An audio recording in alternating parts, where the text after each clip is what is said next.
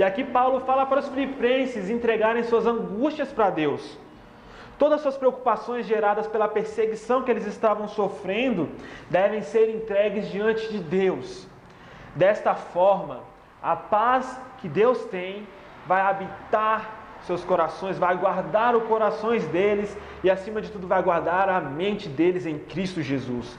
Por fim, o que se deve fazer é ocupar o pensamento com diversas coisas boas. Nós temos uma lista de coisas que nós devemos pensar. Versículo 8 tem uma lista enorme. Amável, puro, de boa fama, nisso pensai. Entreguem as suas súplicas a Deus e pensem em coisas boas. Entreguem suas súplicas a Deus e pensem em coisas boas. E a paz de Deus vai guardar seus corações.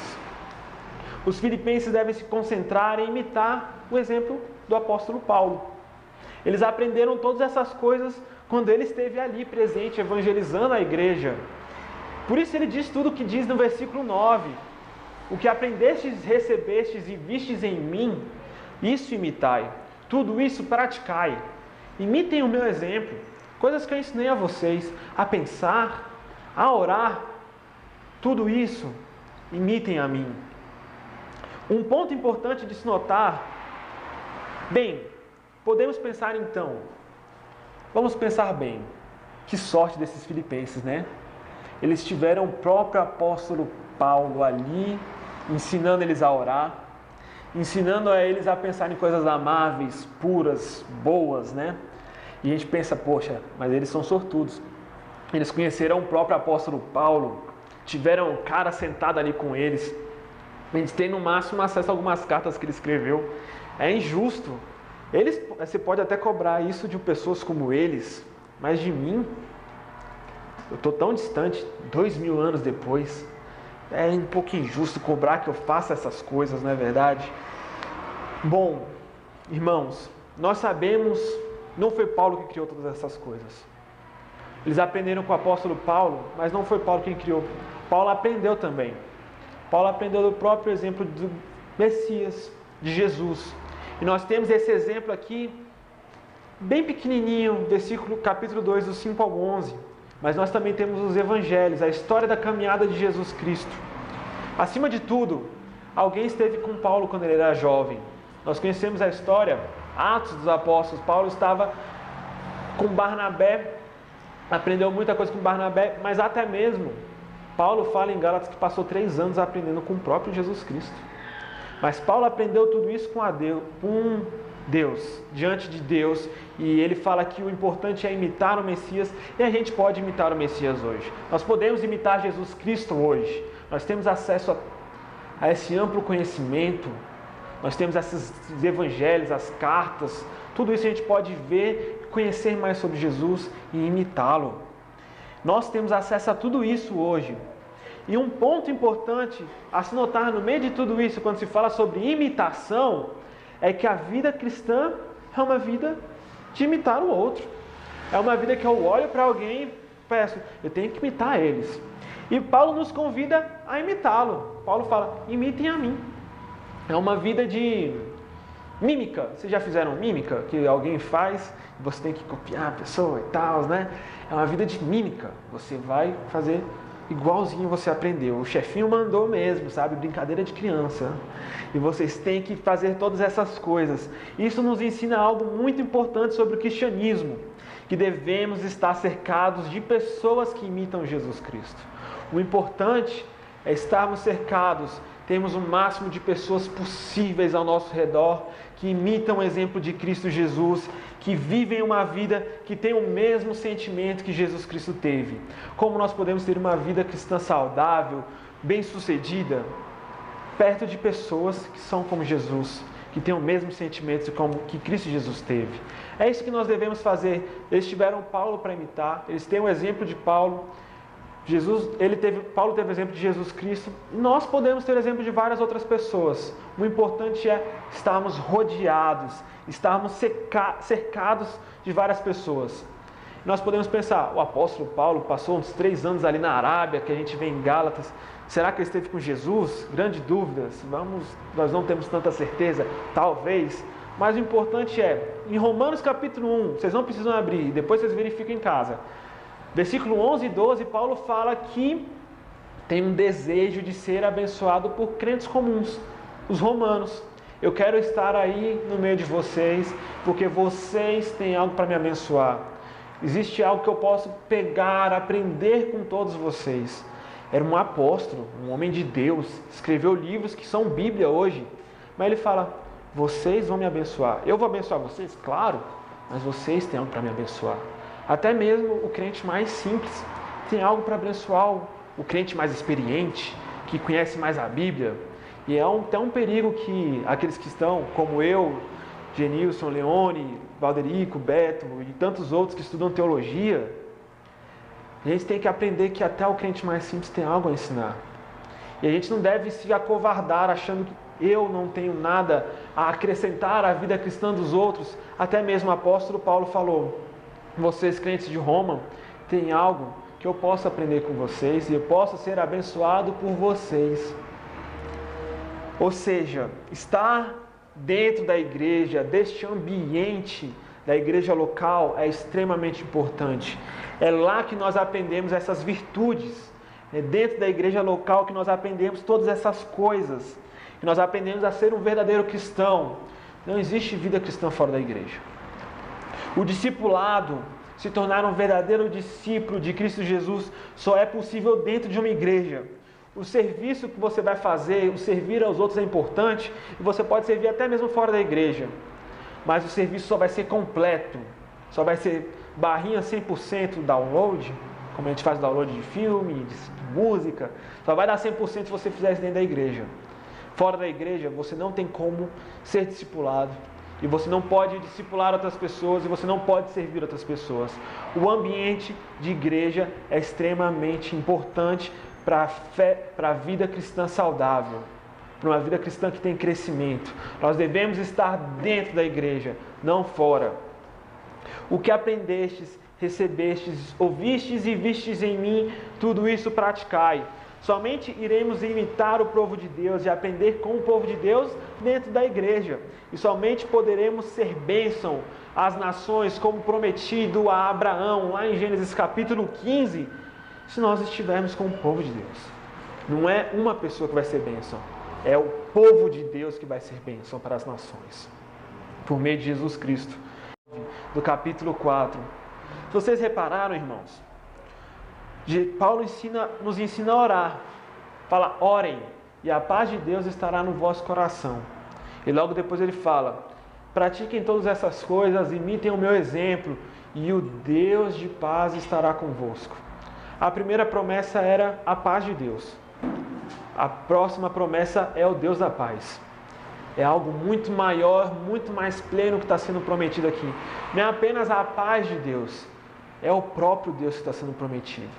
A promessa de que Deus estará convosco, ela vem posterior a todas essas coisas. Nós devemos orar, nós devemos praticar tudo isso. E ele fala, o próprio Deus estará convosco.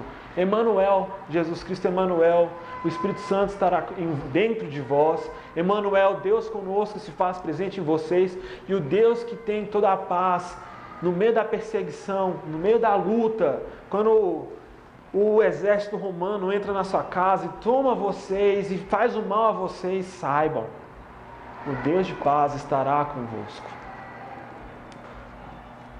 Vamos continuar, irmãos. Versículo 10 até o versículo 13. Alegro-me muito no Senhor por teres finalmente renovado o vosso cuidado para comigo, do qual, na verdade, estáveis lembrados, mas vos faltava oportunidade. Não digo isso por causa de alguma necessidade, pois já aprendi a estar satisfeito em todas as circunstâncias em que me encontre. Sei passar necessidade e sei também ter muito. Tenho experiência diante de qualquer circunstância e em todas as coisas, tanto na fartura como na fome, tendo muito ou enfrentando escassez. Posso todas as coisas naquele que me fortalece. Posso todas as coisas naquele que me fortalece. Paulo, mais uma vez, como ele já fez várias vezes na carta de Filipenses, ele agradece as pessoas pelo socorro. Nós devemos entender, Paulo estava na prisão, mas as prisões não são como as prisões de hoje, não. Ele, beleza, foi aprisionado, não tinha nem mesmo, provavelmente não tinha sido julgado, mas não é como hoje que o governo vai lá, prepara uma marmitinha, dá para ele comer. Nós sabemos que as prisões hoje ainda não são coisa fácil, não são vida boa. Imagine há 2000 anos atrás. Eles não proibiam ninguém de chegar com um presentinho, com comida para ninguém, mas ajudar? Se ninguém ajudasse você, você morria de fome. Se ninguém levasse uma roupa para você, você morria de frio. E os filipenses foram essas pessoas que se lembraram de Paulo. E no meio disso tudo, nesse contexto de prisão, lembram? Aquela prisão que Paulo fala em certo momento: cheguei a desesperar da minha própria vida. Paulo vai e fala: tudo posso naquele que me fortalece. Tudo posso naquele que me fortalece. Essa frase, ela se tornou até mesmo um jargão. Nós repetimos ela várias vezes em tudo quanto é canto. A gente repete a frase: tudo posso naquele que me fortalece, para todos os lugares, e às vezes a gente não lembra. O que significa essa frase? Por que Paulo escreveu isso aqui? De onde a gente tira isso tudo, né? Por que a gente tem essa frase tão bela, tão importante dentro da Bíblia? O que significa tudo posso naquele que me fortalece, afinal de contas? E Paulo está contente pela ajuda recebida. Porém, ele já fala: já não estou mais passando necessidades, não mais. Agora eu já não estou mais passando necessidade alguma. Eu já aprendi a estar satisfeito em qualquer situação. Paulo estava naquela situação. Ele fala: mas tem um porém. Aprendi a lidar até mesmo com a fome. Aprendi a lidar com qualquer coisa. Paulo está falando aqui sobre uma palavrinha. E quem é da área do aconselhamento bíblico gosta muito dessa palavra, que é a palavra contentamento. Paulo está ensinando isso para aquela igreja que tem sofrido muito. Para aqueles que estão sofrendo, Paulo, acima de tudo, ensina o contentamento. Você está sofrendo, aprenda a estar contente.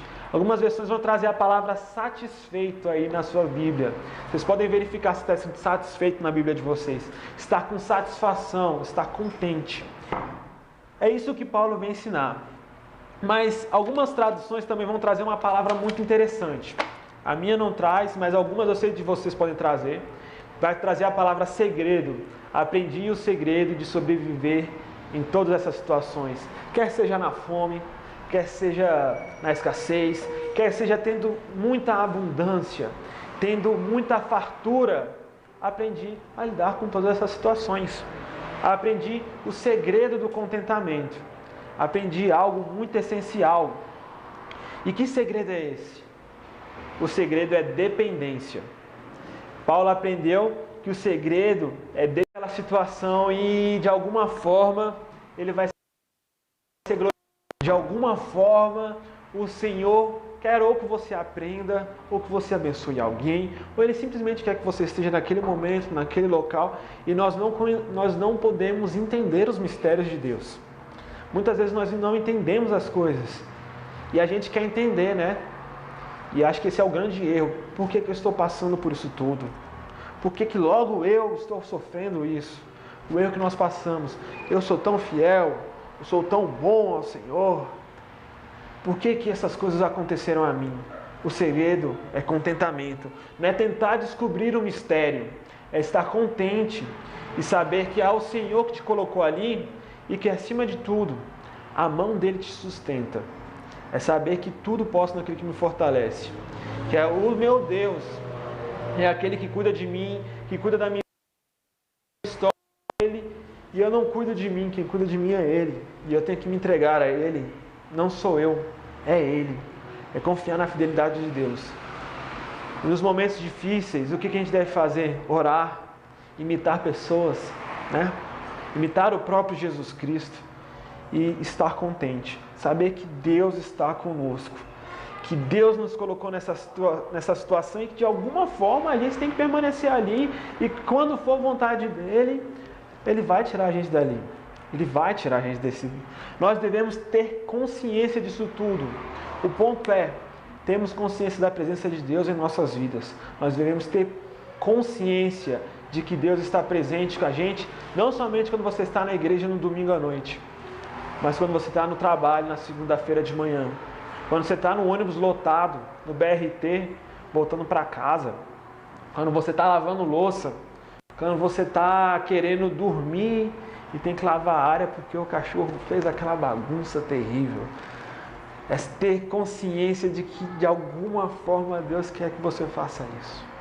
É ter consciência de que Deus te colocou nessa situação em que você tem que estar contente, tem que aprender a viver com isso. E quando for a vontade de Deus, Ele vai te tirar, vai te exaltar. Ele fez isso com Jesus Cristo. Ele fez isso até mesmo com Paulo. Paulo saiu da prisão, embora Paulo tenha morrido em outra prisão. Deus sabe a história, Deus sabe o final, a gente não. A gente deve confiar a nossa vida a Ele. Nós sabemos. Amém, irmãos? Vamos continuar, versículo 14 até o 23. A sua alegria fala: vocês fizestes bem em participar da minha aflição. Quando nós ajudamos algum irmão, nós participamos da aflição dele. Quando nós sofremos pela igreja, nós participamos das aflições de Cristo. Nós percebemos isso em Paulo. O testemunho que os filipenses estavam dando de ajudar Paulo, e nós vemos aqui, 2 vezes eles ajudaram Paulo em Tessalônica, e em vários outros momentos eles ajudaram Paulo no ministério deles. Então eles eram grandes mantenedores de Paulo. E Paulo falou: eu passei necessidades, eu pude contar com vocês, vocês estiveram do meu lado, vocês foram grandes parceiros para mim desde sempre, e eu agradeço vocês. E esse testemunho que Paulo vai falar: fizestes bem em participar da minha aflição, ressoa até mesmo em Coríntios, que os teólogos, aqueles que estudam a biografia de Paulo, imaginam que foi escrita logo depois que Paulo saiu da prisão, escreveu 2 Coríntios. E ele foi fazer um levantamento de fundos, depois foi preso em Jerusalém e foi para Roma. Ele vai falar o seguinte, lá em 2 Coríntios capítulo 8, versículo 2: mesmo em meio a tamanha tribulação, os macedônios manifestaram abundância de alegria, e a pobreza deles transbordou em generosidade e em grande riqueza. Os macedônios eram pobres. Eles eram pessoas que não tinham nem eira nem beira. Vocês lembram que eu te falei do contexto histórico? De César, adoração a César. Imagine uma vida em que você não tem nem mesmo porta em casa. Hoje em dia a gente tem privacidade. Imagine uma vida sem privacidade nenhuma, em que todo mundo sabe o que o vizinho está fazendo. Uma vida sem portas. E vocês pararam de oferecer sacrifício para César. Uma cidade super patriótica e idólatra, e vocês pararam de participar dessa idolatria. Eles estavam sofrendo perseguição, dura perseguição, e provavelmente eles ficaram pobres. Eles perderam tudo o que tinham. Mas mesmo assim, o testemunho deles de abençoar o apóstolo Paulo financeiramente ressoa em outra carta. Paulo estava levantando fundos para abençoar as igrejas de Jerusalém, e ele fala: os macedônios, os filipenses, as pessoas da região de Macedônia, mesmo em sua grande pobreza, essa pobreza transbordou em generosidade e fez com que eles tivessem muito para doar para a gente. Eles ajudaram muito além do que eles poderiam, Paulo vai falar. Justamente essa igreja que estava sendo perseguida. E se a gente ainda tem dúvidas que eles estão sendo perseguidos, a gente pode ver no capítulo 1, versículo 28. Paulo diz que isso vem de Deus e é sinal da graça divina. Vamos olhar bem. Olha só o que ele vai falar. Somente portai-vos de modo digno do evangelho de Cristo, para que, quer eu vá e vos veja, quer esteja ausente, ouça acerca de vós, que permaneceis firmes num só espírito, combatendo juntos com uma só alma pela fé do evangelho, e que em nada estejais atemorizados. Não tenham medo, nada estejais atemorizados pelos adversários. Para eles, a perseguição é sinal de perdição. Ser perseguido, aqueles que te perseguem, isso é sinal de perdição para eles. Mas para vocês, ser perseguido é um sinal de salvação. É um sinal de que isso vem de Deus. Isso é um pouco estranho, vai até contra algumas coisas que a gente ouve por aí, sabe? Algumas mensagens um pouco estranhas. Paulo está falando: o sofrimento pela causa de Cristo vem de Deus e é sinal de que você vai ser salvo, de que no último dia Deus vai olhar para você e vai falar: é meu, vai reivindicar você como posse sua. É um selo de fé. Paulo fala: vocês que estão sofrendo dura perseguição, essa igreja que sofre perseguição, que é pobre, isso tudo está ressoando em graça diante de Deus, e o sofrimento por eles terem abandonado o imperador se tornou em graça. Esse sofrimento virou graça. E mesmo sendo tão pobre, eles continuaram ajudando Paulo várias vezes, e a gente tem Um testemunho a gente pode imitar, em certos momentos, os próprios filipenses. Muito pobres, sem eira nem beira, o exemplo dos filipenses, mesmo sem ter muito dinheiro, sustentando a igreja do Senhor por meio do apóstolo Paulo constantemente, é um exemplo que nós, igreja do século 21, Igreja Batista Lírio dos Vales, podemos imitar e devemos imitar. Pois de alguma forma eles também têm o mesmo sentimento que Cristo Jesus teve, de se despir, de se entregar e abençoar a sua obra. Mesmo sendo tão pobres, eles ajudaram. E Paulo ainda vai falar, olha, minha intenção não é enriquecer nas costas de vocês, eu não quero ficar rico nas costas de vocês, muito pelo contrário. Minha intenção é que vocês tenham um amplo crédito, que no último dia diante do Senhor vocês sejam bem vistos, que as obras que vocês têm possam ser vistas pelo Senhor, que as boas obras de vocês possam brilhar, que no dia do julgamento final, quando Deus há de julgar as boas obras dos homens, Deus possa olhar para as boas obras de cada um de vocês e falar, meu povo, refaz as boas obras que o meu filho fez. Por fim, Paulo ainda afirma que ele já tem de tudo, ele tem até mesmo em excesso, ele aprendeu a viver com pouco. Essa foi a oferta recebida, que se tornou como um aroma suave e como sacrifício aceitável e agradável a Deus. Está lá no versículo 18, no capítulo 4. Aroma suave, sacrifício aceitável. Essa imagem nos lembra aqueles sacrifícios lá do Antigo Testamento, quando se matava um novilho, se colocava ele no fogo, sabe? Aquele sacrifício que nós temos, de que matávamos animais. E Paulo vai falar, esse sacrifício de oferta que vocês me enviaram, tem o mesmo valor que no Antigo Testamento. Tinha aquelas ofertas, aroma suave, sacrifício aceitável e agradável a Deus. É o que vocês fizeram por mim, é se lembrarem de mim. Ele afirma ainda, e faz os filipenses observarem que existe um padrão. Paulo vai falar assim, olha o padrão, eu estou sofrendo, eu estava na pior, mas na minha fidelidade, eu fui fiel, preso por ser fiel a Deus, e Deus olhou para mim e falou, vou suprir as necessidades de Paulo, vou enviar Epafrodito porque eu cuido deles.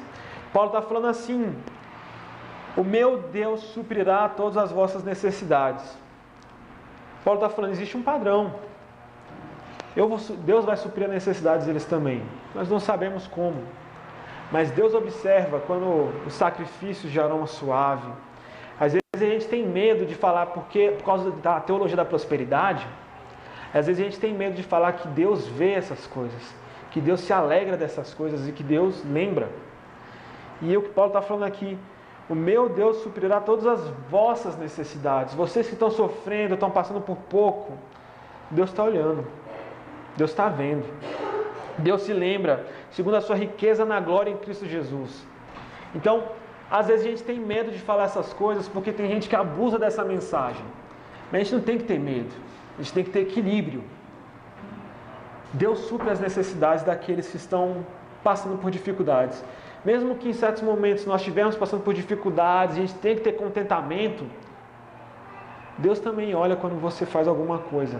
Deus abençoa, gente. Nós não podemos perder de vista essa mensagem. Deus abençoa. Deus é um Deus que vê o sacrifício feito. Para Ele é como um aroma suave, como um sacrifício aceitável e agradável a Deus.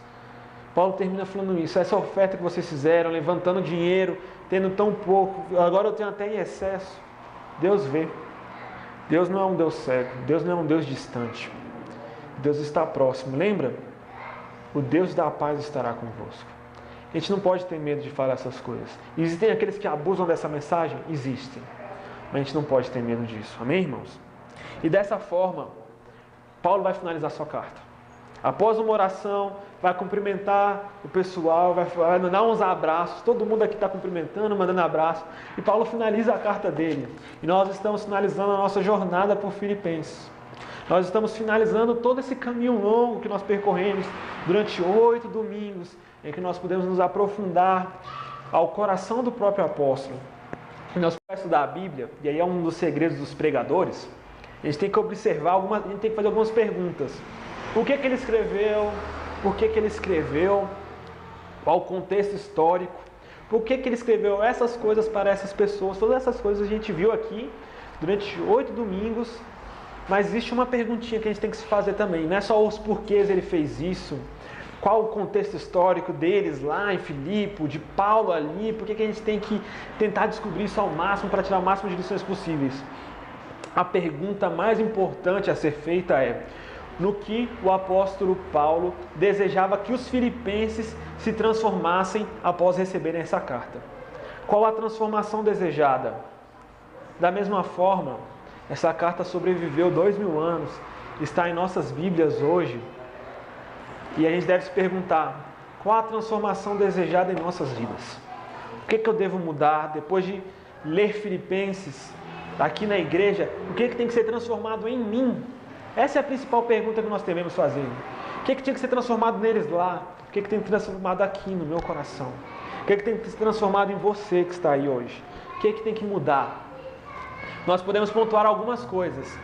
Um seguidor de Jesus sabe que a vida é um dom e que em meio às mais diversas circunstâncias nós devemos enxergar beleza e graça.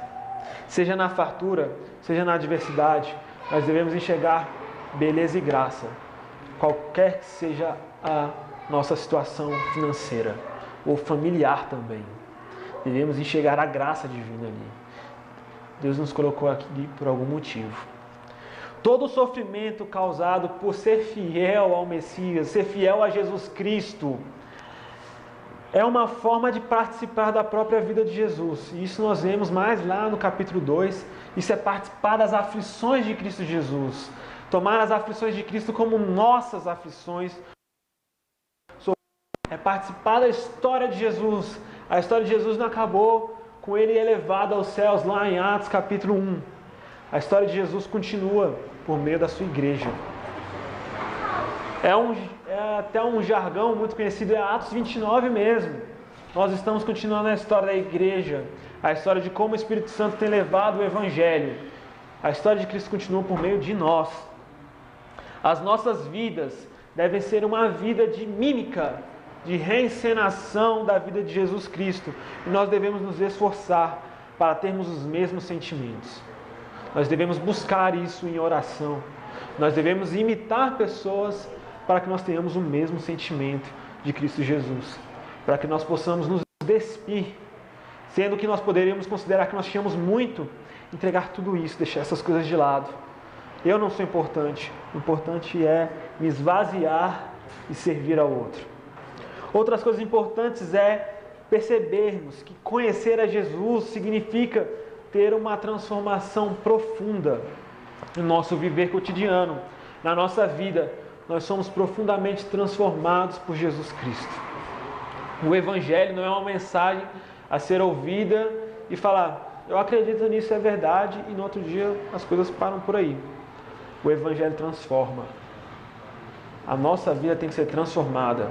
A vida daqueles que ouvem o Evangelho tem que ter uma resposta. O Espírito Santo habita em nós e muitas vezes nós ficamos aquela: mas eu continuo pecador, eu sou pecador. Não. Romanos capítulo 8 diz que não. O Espírito Santo habita em você. Você é nova criação.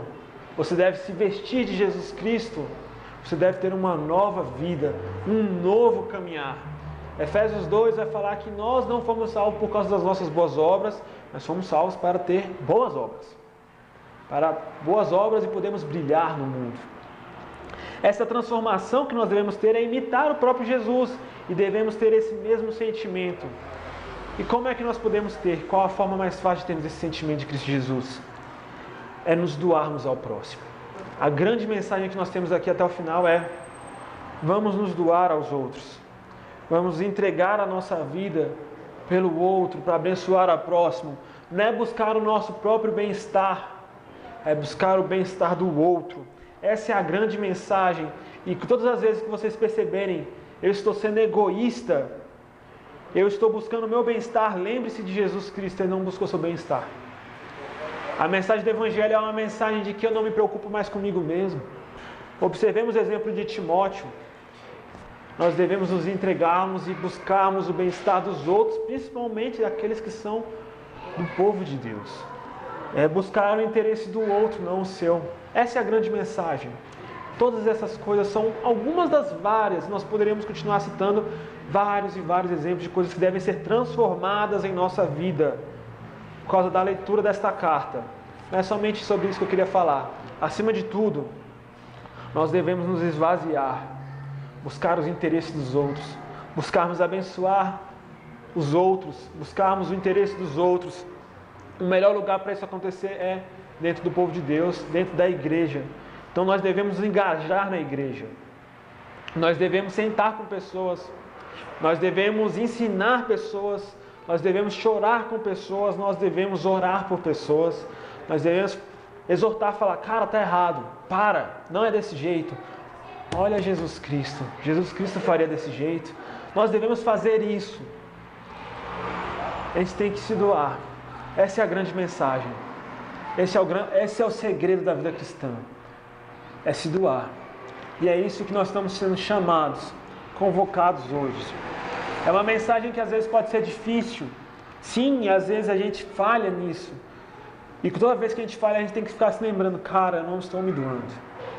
Eu preciso me doar. Eu preciso me entregar, assim como fez Cristo Jesus. Amém? Queria convidar os irmãos a se colocarem de pé. E logo depois convidar o pastor Genilson a vir aqui. Vamos fazer uma oração. Senhor Jesus, foi realmente uma jornada fantástica por meio da tua carta.